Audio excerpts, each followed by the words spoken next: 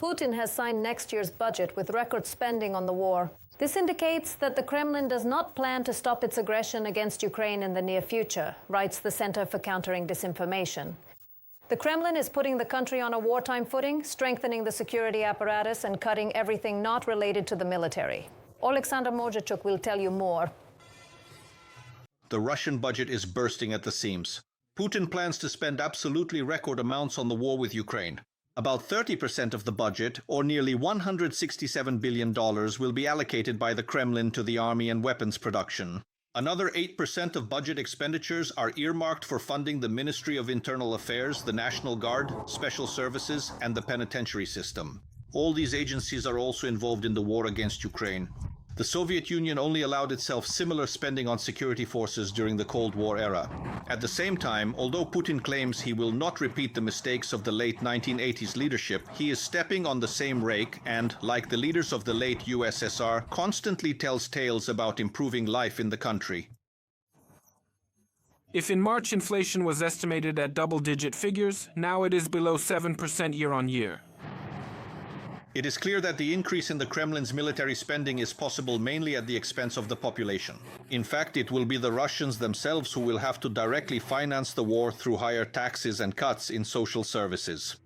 Putin has reduced spending on social needs by a quarter. This is the lowest level in the past 2 decades. In addition, VAT, which accounted for nearly 37% of all Russian revenues last year, will increase from 20 to 22%. New fees and regulations are also being introduced for both businesses and the population. At the same time, Western countries are promising to intensify sanctions pressure on the Russian economy in the coming weeks. We know that 40% of Russia's military efforts are financed thanks to the Russian shadow fleet. For the first time, we are seeing such a comprehensive sanctions approach regarding Russian oil and gas. Firstly, due to the US decision on sanctions. Secondly, because of our increased pressure on the shadow fleet. I sincerely believe that in the coming weeks, the pressure on the Russian economy and Russia's ability to finance its military efforts will change radically. Bloomberg notes an acceleration in the decline of Russia's oil and gas revenues. In November, they dropped by a third, marking the deepest slump of the year. Analysts at the agency also emphasized that after the large-scale US sanctions against Russian oil were adopted in October, it has become increasingly difficult for the Kremlin to find buyers for it. As a result, more and more raw materials are accumulating on tankers of the shadow fleet. However, Russia continues to export oil from its ports at previous volumes, causing ships to turn into floating oil storage facilities. The delays have led to a sharp increase in the volume of Russian oil on tankers at sea. By the end of November, these volumes exceeded 180 million barrels, which is 21% more than over the previous 3 months. In addition to prolonged vessel idling, some ships are using longer routes. At least 2 tankers carrying Urals crude oil are rounding the Cape of Good Hope en route to Asian destinations, instead of taking the shorter route through the Red Sea. 3 weeks ago, just a few days before US sanctions against Rosneft and Lukoil came into effect, Russian oil prices dropped to their lowest level in 2.5 years, $36 per barrel. This is almost half the price that is set in the Russian budget. Bloomberg journalists noted that this will be a financial blow to Russia and will reduce the amount of funds available to finance the war against Ukraine. Ukraine's Foreign Intelligence Service has recorded a sharp decline in the financial performance of the state oil and gas company Rosneft, which used to bring the Kremlin the most money from raw material exports. Since the beginning of this year, its net profit has dropped by 70% and amounted to only $3.5 billion, whereas during the same period last year it was over $11.5 billion. The company's profit decline indicates not temporary fluctuations, but a structural deterioration in the state of the Russian oil and gas sector.